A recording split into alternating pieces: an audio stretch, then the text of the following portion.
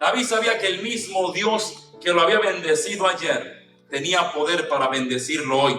Tu Dios no ha cambiado. No es un Dios que se quedó en el ayer. La palabra dice que Jesucristo es el mismo ayer, hoy y siempre. El mismo Cristo que caminó por Galilea, el que anduvo en Jerusalén, sigue estando vivo y lleno de poder. Tu Dios es un Dios real.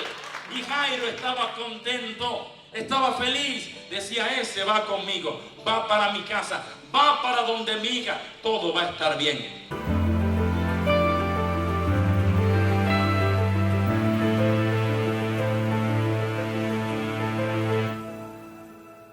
Entonces el hemorroí se escucha la palabra, como concluíamos el mensaje anterior, se llena de fe, se llena de esperanza al escuchar el mensaje. Rápido cambia su manera de pensar. Ella piensa, si yo toco su manto, yo sé que sanaré. Entonces rápido su lenguaje va a cambiar y su actitud va a cambiar. Por eso se mete entre la multitud a tocar el manto. Hay gente que dice, hermano, yo tengo fe. ¿Qué estás haciendo si tienes fe? En una ocasión, cuando yo empecé a trabajar en la radio, recién empezaba a surgir toda la crisis económica, y recuerdo que en una ocasión llamaba mucha gente. Creo que la mayor cantidad de oraciones que se pedían era sanación, y la segunda parte mayor era por empleo. La gente orando porque estaban despidiendo mucha gente. Ustedes recuerdan compañías quebrando, todo eso. Entonces la gente llamaba para pedir oración por empleo, y yo, como soy preguntón, yo le decía a la gente, ¿y qué tiempo lleva usted buscando empleo? Lo hemos orado. Me decían, hermano, estoy llamando para que oren por empleo. Y yo, sí, está bien, claro que sí, con mucho gusto. Hermano, ¿y qué tiempo lleva buscando empleo? Me decía mucha gente, hermano, pero ¿cómo así? Sí, que qué tiempo tiene tocando puertas, buscando empleo, llenando aplicaciones y eso. Me decía, oh hermano, pero para eso lo estoy llamando, para que usted ore y Dios me provee el empleo. Y yo le decía, ¿qué tal si oramos mucho mejor? Y oramos para que en vez del empleo, Dios te mande el cheque a la casa y llegue la plata toda la semana. Entonces la gente quiere recibir de Dios sin ponerse de acuerdo con lo que dice que está creyendo. La hemorraísa creía que si tocaba el manto sanaría, y no se quedó diciendo, si lo toco me sano, si lo toco me sano, sino que se metió entre la multitud y tocó el manto. Y cuando se puso de acuerdo con los pensamientos, con las palabras y las acciones, cuando realmente ejerció la fe, entonces el milagro ocurrió en el nombre de Jesús. Amén. Entonces, recuerde siempre, tiene que conectar los 3 puntos: pensamiento, palabras y acciones. Pensamiento, palabras y acciones. Hágalo conmigo. Pensamiento, palabras, lleva los pies, acciones. Vamos aquí. Pensamientos, palabras y acciones. Una vez más, pensamientos, palabras y acciones. Que no se lo olvide, por favor. Eso es fe. Pensamientos, palabras y acciones sincronizados. Eso es la fe. Cuando tú sincronizas eso, vas a ver la gloria de Dios. Hay muchos que se quedan solamente en ser positivo. Yo creo, veo un carro nuevo, lo estoy viendo. Mercedes vende el año. Vamos a prenderlo con llave. No tiene llave, usa botoncito. Y la gente empieza a creer, a pensar positivo. El positivismo no llena completamente lo que es fe. Si te quedas solamente en el pensar, no va a ocurrir nada. Hay otros que son muy buenos para hablar. Hermano, sí, yo sé que Dios lo va a hacer, yo sé que va a ocurrir algo, yo sé que Dios va a proveer, yo sé que esto va a ocurrir, pero quizás no actúan en lo que están diciendo. Si alguien no tiene empleo y está orando para que Dios le provea un empleo y quiere enviar señales de fe al cielo, ¿qué tiene que hacer? Señor, yo te pido que me proveas un empleo. Mañana me levanto a primera hora y salgo a tocar puertas buscando empleo.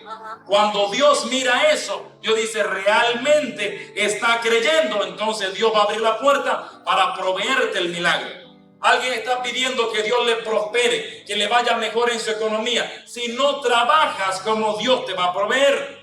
Hermano, ¿qué estás haciendo? Estoy orando mucho, hermano, en el nombre de Jesús. Sí, pero no me dijiste que quieres que Dios te bendiga tus finanzas. Sí, hermano, yo estoy orando con mucha fe. No es suficiente. Si alguien quiere tener resultados diferentes, tiene que hacer algo distinto. Albert Einstein definió la locura diciendo, locura es querer obtener resultados distintos haciendo las mismas cosas. Si alguien quiere que su organismo procese zanahoria, ¿qué tiene que hacer? Comer zanahorias. Si alguien quiere que Dios le provee lo económico, ¿qué tiene que hacer? Trabajar. Pablo decía, el que no trabaja, que no coma. Entonces, si tú quieres que Dios haga algo, tú tienes que hacerlo primero, porque Dios, cuando te ve actuando, va a decir, realmente Él lo está creyendo. Pero nosotros queremos mandar a Dios solo a la guerra. Vete tú, Señor, a la obra mientras yo me quedo acá. Provéeme, súpleme, haz. La hemorroísa se metió a la multitud, aunque la apedrearan o la mataran, porque al ser impura no se puede acercar a la gente. Para acercarse al pueblo tenía que ir gritando, diciendo, impura, impura, soy impura. Si me pudieran bajar un poquito el sonido, creo que está chillando un poquitito. Iba gritando, impura, impura, soy impura, para poderse acercar a la multitud. Pero para que la gente al escuchar esto, la gente tenía que salir corriendo para dejar el espacio en blanco, porque nadie quería tener contacto con una persona impura. Y esta mujer se metió calladita, dijo conmigo, y el vecino, calladita, no dijo nada, se metió a la multitud y tocó el manto. Por eso cuando ella recibe el milagro, el Señor se detiene y empieza a preguntar, ¿quién me ha tocado? La mujer no dice nada, hágalo. Está calladita la mujer. No dice nada. ¿Por qué? Porque al ella descubrirse la podían matar. Inclusive Jesús podía darle tremendo boche en y pan. Porque los fariseos no se dejaban tocar por los impuros. Los maestros de la ley no se dejaban contaminar por nadie. Esta gente podían verlo. ¿Recuerdan la historia del buen samaritano? Que pasó el sacerdote, el fariseo. Lo vieron tendido y ensangretado al hombre. ¿Por qué nadie lo ayudó? ¿Porque eran mala gente? No. Porque cumplían tanto la ley, que eran tan perfeccionistas con la ley, que pasaban la ley suprema, la ley del amor, y no tenían caridad con el prójimo. Entonces, al ser tan religiosos, dejaban de un lado el ayudar a sus hermanos, porque si se tocaban con sangre, ellos entonces también serían impuros. Jesús se detiene, no da un paso más, y dice, ¿quién me ha tocado? El Señor no va a dar un paso más hasta que no señale el testimonio de lo que Él ha hecho en tu vida, hasta que Él no declare que realmente tú has recibido el milagro. Me sorprende que Cristo está detenido, y recuerda que Jesús va para la casa de Jairo y está ahí detenido, no da un paso más. ¿Quién me ha tocado? ¿Quién me ha tocado? Él claro que no sabía quién lo había hecho, pero él quería que la mujer expresara, contara el testimonio. Jesucristo quería utilizar el testimonio de la mujer para bendecir a Jairo con el testimonio de la hemorroísa.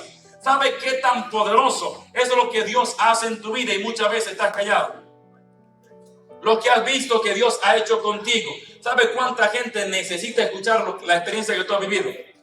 Jesús dice, ¿quién me ha tocado? Y la mujer, ya al ver la insistencia, tiene que revelarse y decir, soy yo, fui yo que te toqué. Y la mujer empezó a contarle toda su historia. Levanten la mano los hombres que están aquí. Los hombres que están aquí. Ahí están. Esto es para que me defiendan de las mujeres.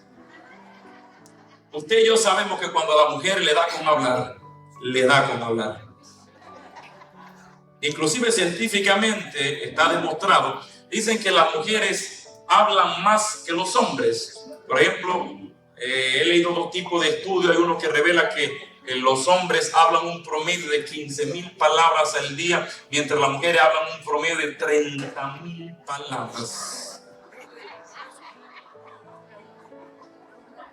Por eso las mujeres a veces se quejan tanto, que si el hombre no conversa con ella, porque lo que pasa es que el hombre se va al trabajo, trabaja sus 8 horas y gasta sus 14,999 palabras. Y cuando llega a la casa, nada más le queda una. Cuando le pregunta, ¿cómo te fue? ¿Qué dice el tipo? Bien. Se acabó. Pero la esposa que está ahí en la casa, esa pobre mujer que tiene sus 30,000 palabras guardadas del día. O sea, por eso, entonces esta mujer tiene que contar el testimonio de 12 años. A veces cuando ponemos a la gente a contar el testimonio, decimos de lo que ocurrió hoy aquí. Y la gente empieza en el año 1999, hermano, cuando yo estaba. ¿Lo vemos, sí o no? ¿Lo vemos?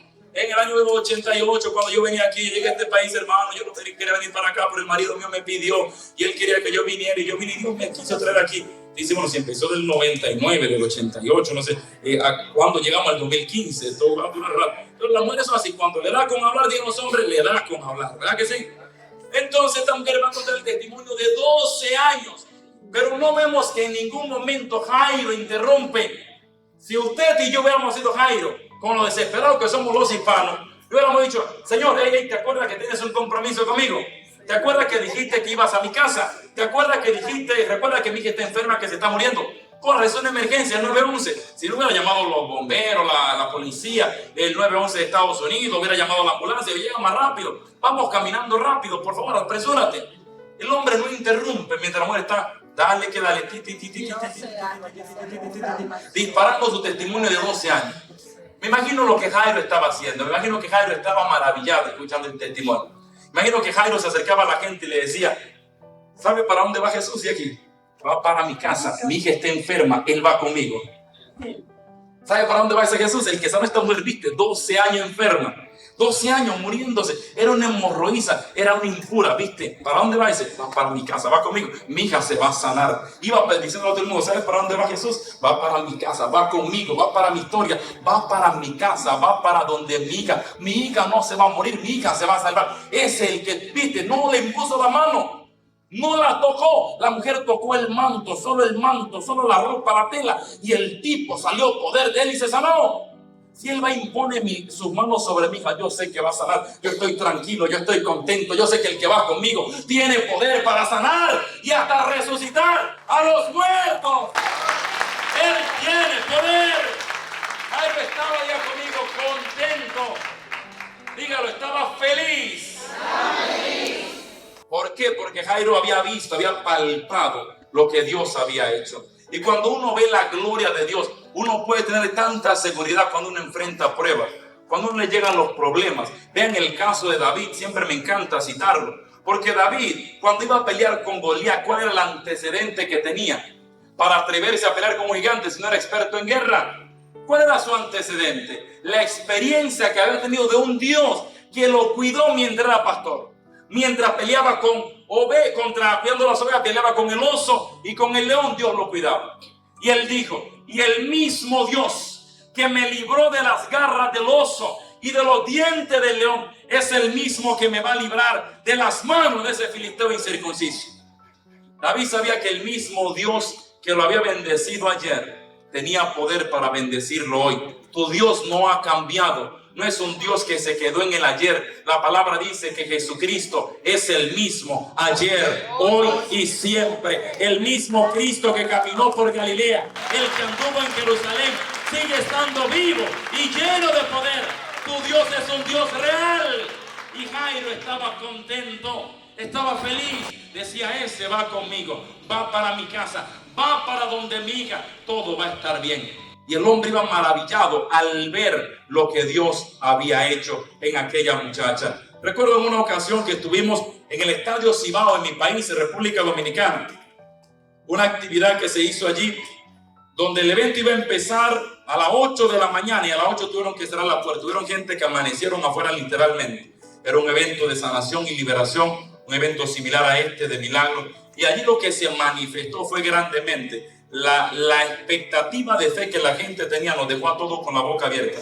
La gente llamaban a la radio y la gente sacaban a enfermos, escuche bien, lo sacaban de los hospitales con fe para llevarlo a la presencia de Dios. Y lo que vimos allí fue algo asombroso. Veíamos con nuestros ojos y escuchábamos con nuestros oídos gente que llegaban en silla de ruedas y levantaban al final la silla de ruedas, las muletas se levantaban, porque el mismo Cristo que lo hizo ayer sigue estando vivo, hoy tiene poder para hacerlo. El mismo Cristo que sanó a la hemorroísa, Jairo sabía que iba para su casa y que así como lo hizo con ella, lo podía hacer también con su hija.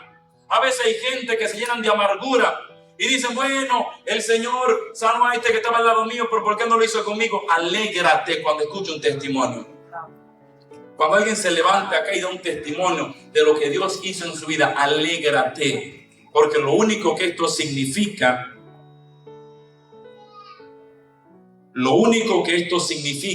es que si Dios lo hizo con esa persona, también lo va a hacer contigo, porque Dios no hace diferencia de personas. En vez de amargarte y preguntarte por qué no conmigo, alégrate y dile, está más cerca de que Dios también lo haga en mi historia y lo haga en mi familia, en el nombre de Jesús. Amén. Entonces Jairo estaba contento, Jairo estaba feliz, y el Señor va ahora, después que escuche el testimonio, el Señor va a empezar a caminar con Jesús. Jairo y Jesús van a empezar a caminar a su casa, pero escucha algo, va a haber una interrupción en el camino.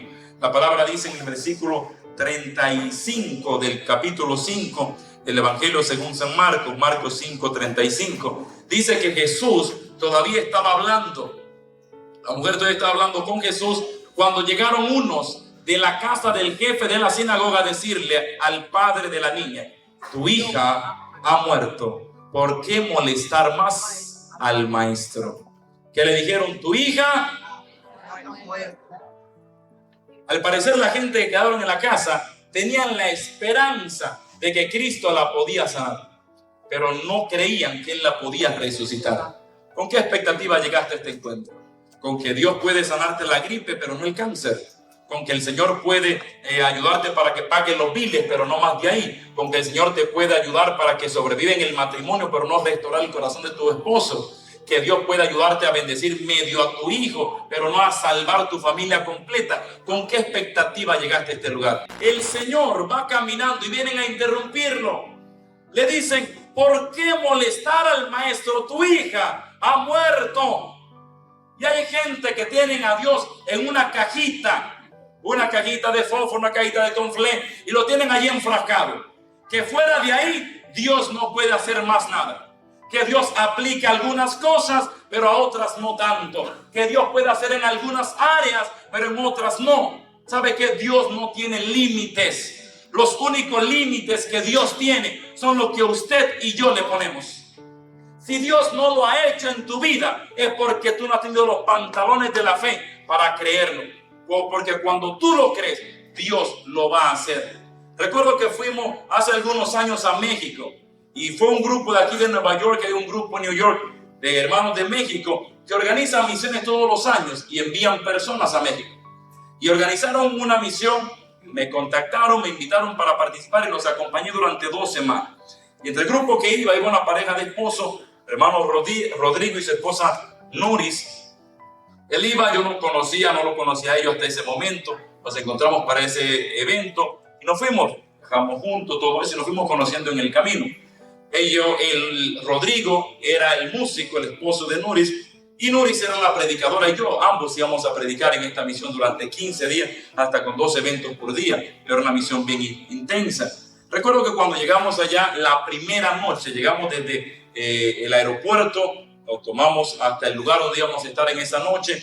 Cuando empezamos a predicar, me tocó a mí predicar y empezamos a orar. Teníamos el Santísimo en ese lugar, empezamos a orar delante de la presencia total, viva y real de Jesús de Eucaristía. Empezamos a orar. Yo no conocía que Rodrigo tenía una condición en su rodilla, un problema. Yo empezamos a orar y estamos orando. Y en medio de la oración yo le digo a la gente, vamos a ponernos todos de rodillas y vamos a adorar a Dios. Vamos a adorarlo, vamos a exaltarlo, vamos a adorar a Dios, porque mientras lo estés adorando, lo estás reconociendo como Dios. Y cuando reconocemos que Él es Dios, su gloria se va a derramar en este lugar. Y empezamos a orar, estamos orando.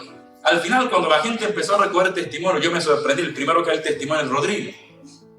Le dice, espérate, yo quiero contar algo. Sí, ¿qué pasó? Yo estoy sorprendido cuando lo veo que él va a hablar, que este hombre va a decir. Quiero contar algo. Yo tengo un problema en mi rodilla, yo no me puedo doblar la rodilla. Tengo que operarme, me ha dado miedo operarme, no me he querido operar porque hay riesgo de que me pueda quedar sin movilidad en mi pierna. Y no he querido coger el riesgo, entonces con dolor ando, no aguanto los dolores. Y al doblar un poco la rodilla me duele, no puedo hacerle mucha fuerza. Y empecé a explicar todo eso. Y ponerme de rodilla para mí es imposible. Pero cuando tú dijiste que se pusieran de rodillas para adorar a Dios, que el que estaba ahí era todo Dios, que en medio de su presencia todo iba a desaparecer. Yo creí esa palabra y me puse de rodillas aunque me doliera.